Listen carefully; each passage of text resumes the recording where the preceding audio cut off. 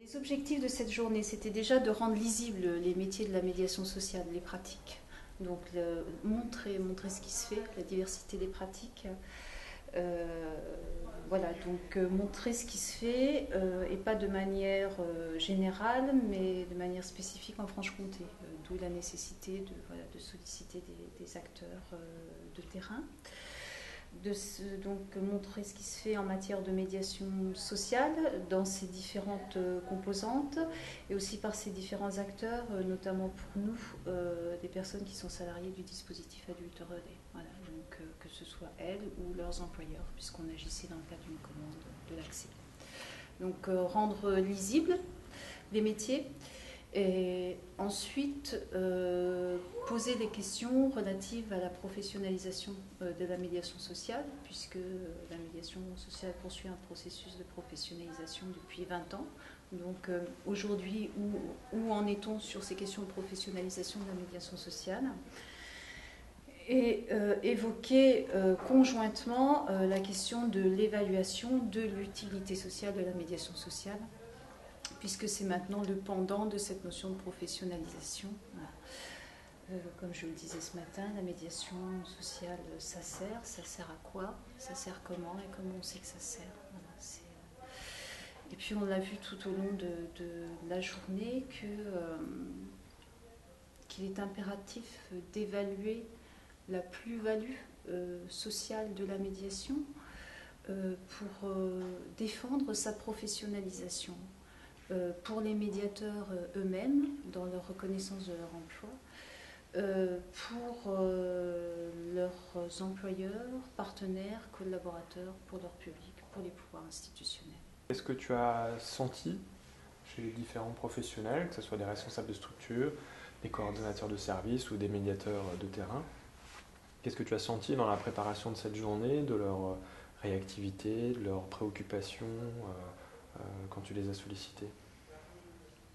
Alors, tous désirent parler. Je parle pour les médiateurs et pour leurs employeurs. Ils ont des choses à en dire. C'est-à-dire quand on commence à ouvrir la porte, ça sort, quoi. Et ça sort comme s'ils n'avaient pas été entendus. Voilà. Donc, ils ont des choses à dire. Donc, ils ont répondu favorablement, tous, ce qui explique qu'il y ait autant de monde. Je parle pour les professionnels. Après, pour on va dire pour les partenaires institutionnels et pour, on va dire, les partenaires de la formation, c'est une problématique qui les questionne et qui ne savent pas trop comment empoigner. Ça ne veut pas dire qu'ils ne l'empoignent pas, on l'a vu là aujourd'hui, mais voilà, donc métier, fonction, formation spécifique, ou tronc commun, voilà, ils ont encore du mal à se positionner, mais peut-être parce que c'est caractéristique de la médiation sociale aussi dans son fonctionnement. Voilà. Donc en tout cas, les partenaires de la formation ont répondu favorablement, avec peut-être plus de difficultés pour avoir un réel écho du côté de l'IRTS, mais je pense que ça c'est historique aussi du fait de la concurrence potentielle de la médiation sociale avec d'autres métiers traditionnels de l'intervention sociale. Et puis après les partenaires institutionnels, là on perçoit encore plus le caractère polémique de la médiation, on va dire, sur le plan politique, entre un dispositif qui sert à la cohésion sociale ou qui sert à la tranquillité publique. Bon, voilà. Et puis je vois par exemple pour les partenaires type délégués des préfets, c'est une question qu'on leur a remis entre les pattes et qui ne savent pas trop comment s'en dépatouiller, quoi, parce qu'il y a là le problème de la lisibilité, là encore de la médiation, et puis on leur demande, c'est pareil, d'évaluer pour implanter les postes. Oui, mais évaluer, ils sont gênés, ils ne savent pas trop comment évaluer quoi. Voilà. Donc, ça les intéresse, mais c'est pareil, ils ne savent pas trop comment empoigner cette question de la médiation sociale et cette question d'évaluation. Alors Bénédicte, est-ce que tu peux nous expliquer en deux mots quels sont pour toi les enjeux autour de la reconnaissance de la médiation sociale? Le premier enjeu que j'aurais envie de dire, c'est d'abord une question de justice sociale. Il y a des personnes dans les quartiers, beaucoup de femmes à l'initiative, qui ont commencé à accompagner, aider leurs voisines pour les remettre en confiance, je dirais, avec la société dans laquelle on vit. Voilà. Et ça, ces gens-là qui ne sont pas reconnus, pour moi, c'est la première chose, c'est une question de justice sociale. Le deuxième enjeu pour moi qui est absolument nécessaire, c'est que s'il n'y a pas de reconnaissance de ces métiers, de ces fonctions, de ces métiers aussi, s'il n'y a pas de reconnaissance, ça veut dire que quelque part, les gens qui occupent ces postes-là n'ont pas de possibilité de partir éventuellement, de se former, d'aller voir. Elles sont en quelque sorte enfermées, et donc ce n'est pas une garantie de bonne professionnalité. Je pense que le fait de choisir qu'on fait un métier parce qu'on décide de le faire et qu'on peut en partir le jour où on en a assez, c'est aussi une des conditions pour bien remplir ses fonctions et être un bon professionnel. Enfin, donc c'est deux enjeux pour moi qui sont complètement importants et nécessaires. Dans ceux qui exercent déjà le métier de médiateur, quelle est leur demande de qualification ou de compétences prioritaires? Leur demande de qualification, là aussi, c'est une question qui est complexe parce qu'à la fois, ils demandent de mieux comprendre les enjeux de la médiation, la question des conflits, mais pas que, la question aussi du positionnement dans un quartier, la promotion des individus, la construction du lien social. Donc cette complexité, ils aspirent à essayer de mieux comprendre, mais ils aspirent aussi à imaginer d'être dans d'autres métiers. Donc il y a cette double demande. Mieux exercer le métier et y rester, mais en même temps pouvoir en sortir.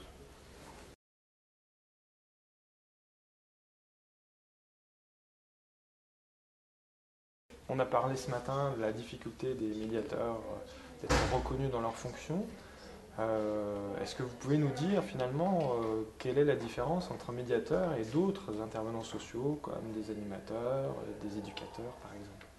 Aujourd'hui, on fait la confusion entre un médiateur et un animateur parce qu'on a donné la fonction au médiateur d'animateur, d'éducateur, et ce n'est pas du tout la même fonction.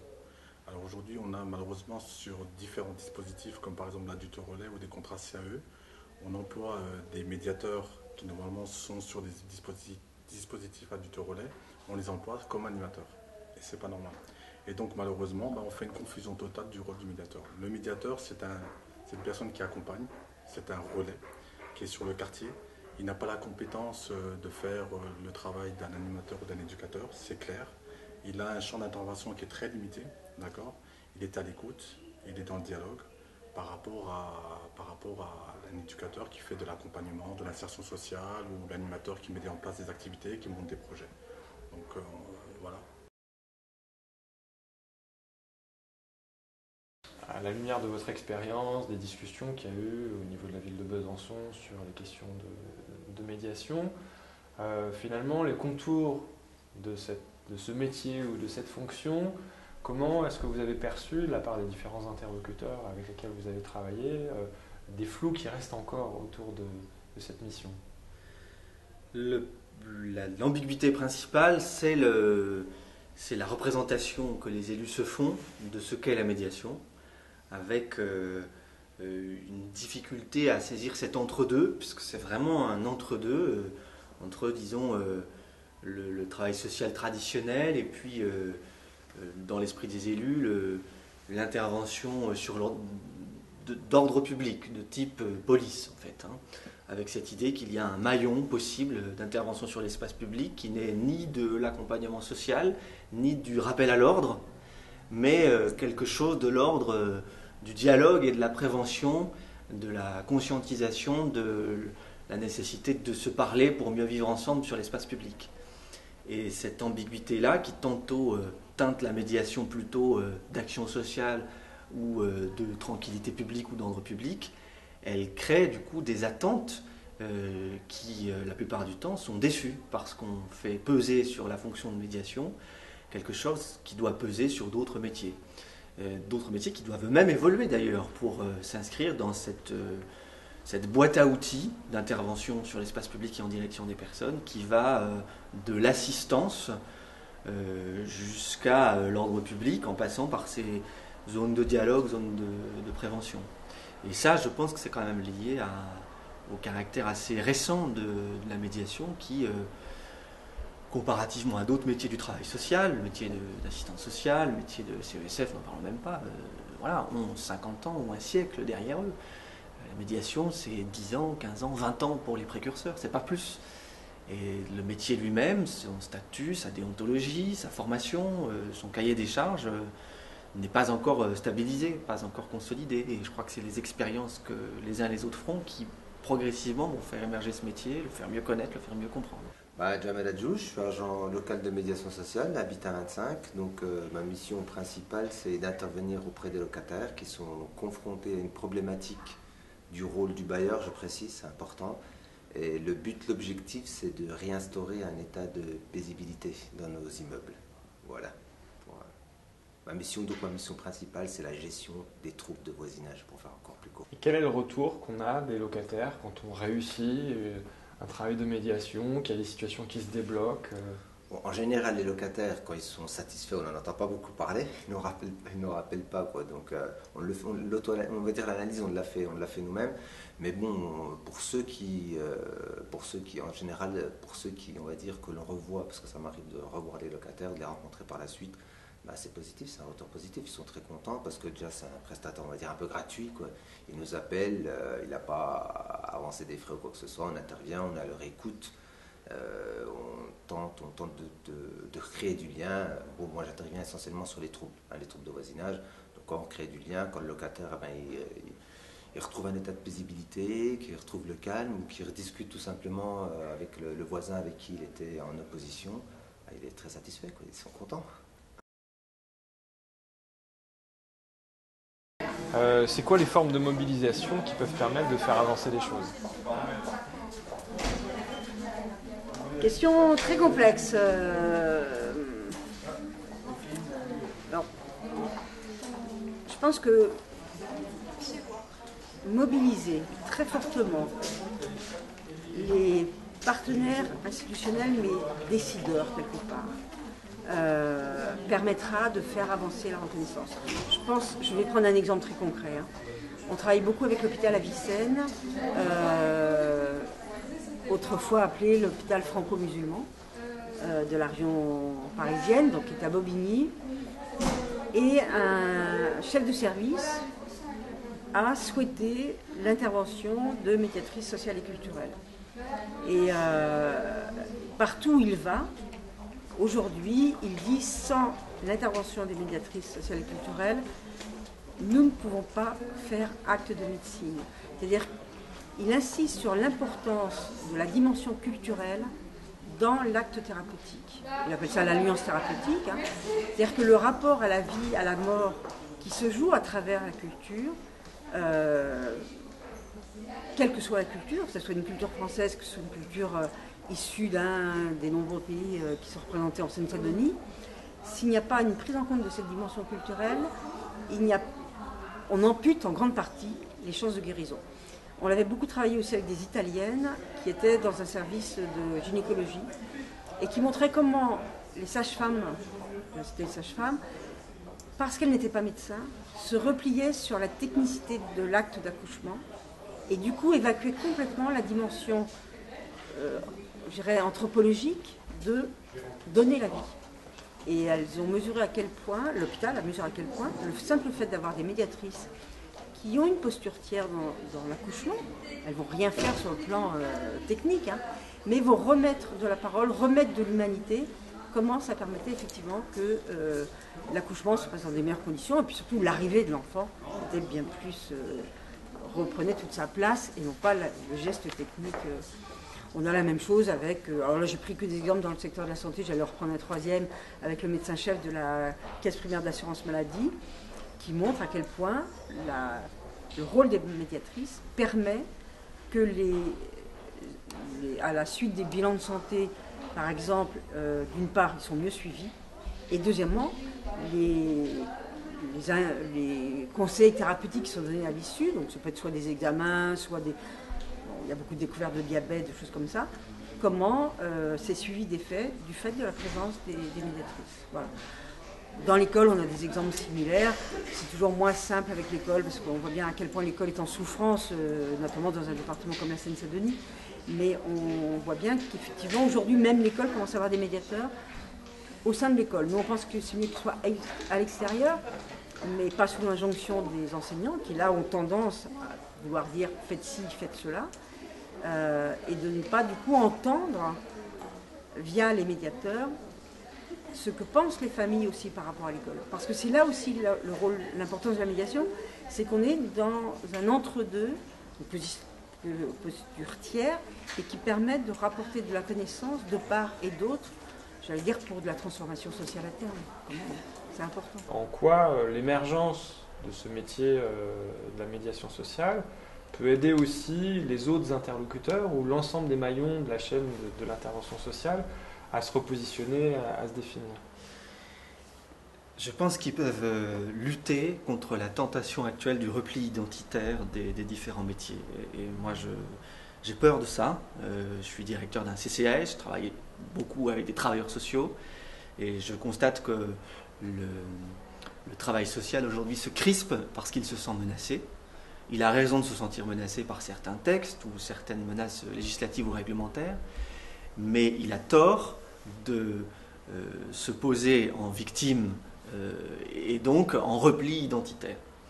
Et justement, au moment où le travail social peut être menacé, il faut l'ouvrir aux autres métiers, le faire mieux comprendre et faire en sorte que les métiers du travail social travaillent mieux avec d'autres métiers. Sur l'intervention sur l'espace public, pour rester sur cet exemple-là, on est sur de la gestion de contradictions. Il s'agit de faire une place à tout le monde, y compris aux plus fragiles, aux plus marginaux pour certains, et en même temps de préserver la tranquillité publique, l'ordre public pour tous. Et forcément, il y a des contradictions. Et ces contradictions, il faut les gérer. Et il faut les gérer d'une façon intelligente, qui n'oppose pas la police et les travailleurs sociaux. Et les médiateurs, dans les interstices qu'ils vont occuper, sont des vecteurs de compréhension entre des policiers, pour aller vite, je caricature, qui doivent mieux écouter, qui doivent comprendre que ça ne sert à rien de tabasser à coups de procédure d'ivresse publique manifeste des publics qu'on peut envoyer en cellule de dégrisement tous les jours si on veut, mais ça ne réglera pas le problème. On se fera plaisir, on débarrassera le plancher, mais au bout du compte, ça ne réglera pas le problème. Et les travailleurs sociaux qui doivent comprendre aussi que les règles de déontologie qui encadrent le travail social sur la confidentialité, sur la libre adhésion pour certains des métiers, sur le non-mandat, même pour certains métiers de la prévention spécialisée, qui sont peut-être ceux sur lesquels qui sont peut-être les plus interpellés aujourd'hui par la médiation, que ces principes-là doivent évoluer, doivent s'ouvrir sur d'autres métiers, que l'échange d'informations, c'est nécessaire et c'est utile, et aussi que le travail social doit aller vers les publics. Alors, pour le travail social de rue, c'est évident, mais pour toute une autre catégorie de travail social, la médiation révèle le fait que les publics qui ont le plus besoin des services sociaux ne vont pas aujourd'hui voir les services sociaux, on le sait. Et ça doit interpeller, ça doit mobiliser, dans le bon sens du terme, d'autres travailleurs sociaux. Donc il ne faut pas opposer tout ça. Il ne faut pas aboutir à une confusion généralisée où tout le monde fait tout dans tout et au bout du compte, personne ne fait son métier. Il faut que chacun reste sur son métier, sur sa fonction, et en même temps apprenne à mieux travailler avec d'autres. Ce qui pose la question de la régulation ou de la coordination entre ces intervenants. Et ce que je constate, c'est qu'il n'y a guère, c'est pas parce que je suis agent municipal que je le dis, mais il n'y a guère que le maire qui peut le faire. Le maire ou ses représentants, la ville. Quelle autre collectivité peut avoir cette légitimité pour mettre autour de la table autant d'intervenants aussi différents? C'est ce qu'on fait à travers des cellules de veille dans les quartiers, mais il n'y a pas tout le monde autour de la table aujourd'hui, par exemple. Il y a des travailleurs sociaux qui continuent de refuser de participer à ces cellules de veille, dont pourtant on voit bien l'efficacité, en confrontant les points de vue des acteurs, en mettant en place des stratégies concertées, en assumant le fait que sur telle situation, on ne va pas envoyer le travailleur social, on va envoyer le policier ou tel. Alors j'oppose évidemment, c'est caricatural, mais ça veut dire que tout ça ne peut fonctionner que si cette fonction de veille et de coordination est complètement assumée. Et le maire, à mon sens, il est légitime pour ça, parce que le maire, tous les jours, il reçoit autant de courriers d'habitants qui se plaignent de ne pas être suffisamment aidés, que de courriers d'habitants qui se plaignent d'être dérangés par ceux qu'il faudrait moins aider. Voilà. Et c'est normal, c'est la société, voilà, dans toutes ces contradictions. Et le maire, il doit répondre à tout le monde en même temps, sans considérer que la parole de l'un est plus importante que l'autre. Qu'est-ce qu'on pourrait dire à quelqu'un qui voudrait se tourner vers ce type de métier pour lui montrer à la fois la richesse, les difficultés qu'on rencontre au quotidien dans les relations avec les locataires? Je dirais déjà avant de se lancer, c'est faire je dirais c'est plutôt une auto-analyse, donc un travail sur soi. Est-ce que je suis fait pour ce travail? Parce que il y a le savoir-faire, certes, qu'on peut acquérir par les formations, sur les stratégies, les comportements, les techniques de communication qu'on peut apprendre. Et il y a le savoir-être. Donc là, se dire, est-ce que moi j'ai le profil pour être médiateur social? Donc est-ce que j'ai le sens du contact, le sens relationnel? Est-ce que j'aime être en contact avec le public? Donc est-ce que je suis calme? Est-ce que je sais prendre du recul face à certaines situations conflictuelles? Par exemple, face à une personne qui va être agressive verbalement, est-ce que je sais garder mon calme? Voilà, donc c'est un peu, je dirais, c'est un profil, quoi. Il faut vraiment, c'est pas, voilà, un profil à avoir, on va dire. Qu'est-ce que on peut dire du positionnement des médiateurs sociaux par rapport aux autres métiers historiques du travail social? Pour moi, c'est des métiers complémentaires qui ne se superposent pas, qui ont des zones communes, bien évidemment, mais ce sont des métiers complémentaires. Et ça, c'est quelque chose qu'il faut qu'on arrive à démontrer, à prouver, parce que bien souvent, les métiers traditionnels, entre guillemets, se sentent assiégés, comme ils l'ont été à une période par la politique de la ville. Les métiers du travail social, quand ils sont venus arriver les chefs de projet des opérations de développement social des quartiers, ils ont dit c'est quoi ces gens-là? Ils ont plein d'argent, qu'est-ce qu'ils viennent faire? Voilà. Donc je pense que les métiers du travail social ont été dans l'obligation de se transformer du fait de la transformation de la situation économique et sociale des populations. La décentralisation d'ailleurs a aussi renforcé cette obligation de transformation avec quand même de plus en plus une évolution vers le travail individuel. Et c'est vrai que les médiateurs, travailleurs aussi, les médiateurs sociaux qui sont arrivés, qui sont à la fois dans l'individuel mais aussi beaucoup dans le collectif, sont venus interroger les fonctions traditionnelles. Alors qu'en plus, le côté que souvent c'est une médiation citoyenne au démarrage, donc des gens qui n'avaient pas forcément des diplômes, des formations pendant 3 ans, et donc qui ont inquiété les travailleurs sociaux sur le thème, mais attendez, on va les embaucher, ils sont payés au SMIC, et nous, notre formation, qu'est-ce que ça veut dire? Donc là, il y a des vraies frictions qui existent, il faut qu'on arrive à les dépasser. Je pense que là où les métiers sont installés depuis longtemps, les médiateurs sociaux sont installés depuis longtemps, les travailleurs sociaux c'est partout, on voit bien comment ça se reconfigure, ça reprend parole ensemble. Les travailleurs sociaux qui font appel aux médiatrices, par exemple, pour mieux travailler avec certaines familles, les médiateurs qui, bien évidemment, n'ouvrent aucun droit, ce n'est pas leur problème. Donc, eux, au contraire, vont remettre en confiance avec les assistantes sociales qui ne sont pas que des contrôleurs. Voilà. Enfin, on voit bien qu'il y a des choses qui se travaillent, qui se tricotent, et des confiances qui se rétablissent. Mais c'est vrai que quand il n'y a pas la proximité, la méfiance elle reste encore beaucoup trop forte. Et à la fois une fonction qui peut être exercée par d'autres intervenants sociaux et un métier propre. Tout à fait. Qui a besoin de définir ses contours. Tout à fait, comme d'autres fonctions, comme la fonction éducative est exercée par les éducateurs spécialisés Escalité, mais exercée par plein d'autres personnes dans d'autres métiers qu'ils exercent, même s'ils ne s'appellent pas éducateurs. Alors, est-ce que vous pouvez nous expliquer en 2 mots quel est l'enjeu de monter un diplôme universitaire en médiation sociale? L'enjeu, il est double. Le premier enjeu, c'est de répondre à une demande de qualification de personnes qui sont en fonction de médiateurs sociaux, qui exercent ça sous forme de métier, mais aussi de répondre à des demandes de personnes qui ne sont pas dans la médiation de manière stricte, comme des personnes qui bossent dans des missions locales, mais qui ont besoin de perfectionnement sur cette approche de médiation. Donc c'est ces deux réponses qui colle avec cette création du DEUMS, sachant qu'il y a derrière un peu sous-jacent l'idée de la promotion sociale et de permettre à des personnes sans acquis de diplôme, voire sans bac, de rentrer dans cette formation pour ensuite envisager des poursuites d'études. Donc mon idée, c'est l'articulation des différents métiers du social, en comprenant évidemment la médiation sociale que je considère comme un métier, en tous les cas en devenir. C'est quoi l'enjeu d'avoir une formation universitaire alors que la plupart des diplômes en travail social sont délivrés plutôt par des organismes associatifs ou privés?